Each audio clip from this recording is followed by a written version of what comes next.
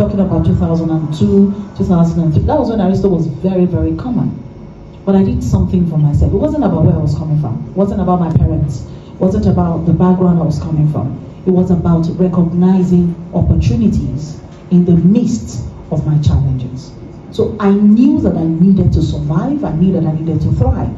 And by the first year of school in Obafemi Awolowo University, I started a business.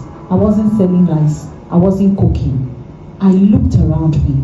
When we were all on strike, I went to a printing press to learn printing.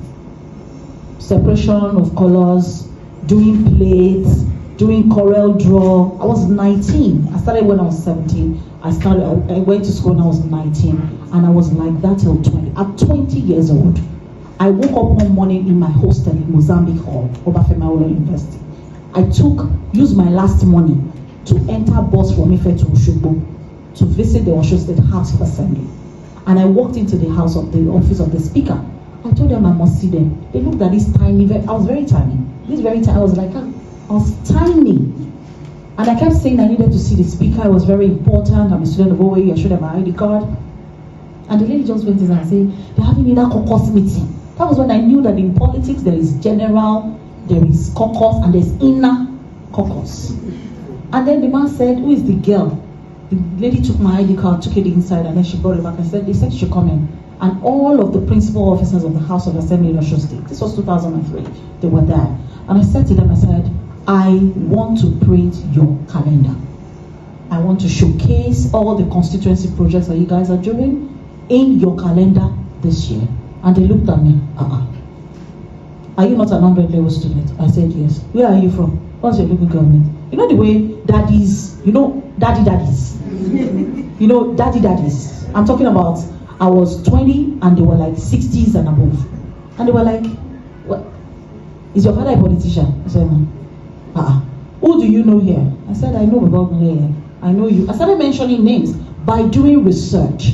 He looked around and said, we can't give you the one for the General Assembly. I said, but I can do individual ones for you. After all, your projects are individual. Who will bail the cats? Baba Gunleye, they appointed at Kumosa West. The man raised his hand and said, I'll give her. Come and see me in Oshu tomorrow. Let's talk about it. I'll give it to you. Because they were diligent. Because they walked into someone's office and said, I can be of value to you. Don't look at the day when the person will be giving you transport fare. It will just be transport fare. But you will do it, and you will do it with smiles. And that will open up doors for you. My Bible says, seest thou a man diligent in his ways, he will once stand before kings and not before mere men. It's very simple. I've walked in doors and corridors in the last 21 years of my life. It's been from one door to another door. And I tell you, it's not because somebody held me by the hand. My father did not hold me by the hand. As a matter of fact, my father died. But I took myself as the first child of my family and I said to myself, people become poor, the entire generation become poor because not everybody remains at that level.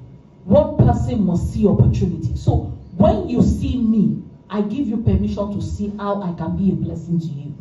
See money. When you see the governor, don't look at, Governor Sowodo, don't wait your turn. That's the truth. You will spend the money. He's living now. I know some people will follow him and say, Honorable, buy us lunch now. It's not a bad thing. I'm not saying don't do it. There's familiarity. Do you understand? But I'm saying that there are opportunities inherent in meeting people. Every human being that you come across is an opportunity for you to make money. You just need to see the opportunity and prove yourself there.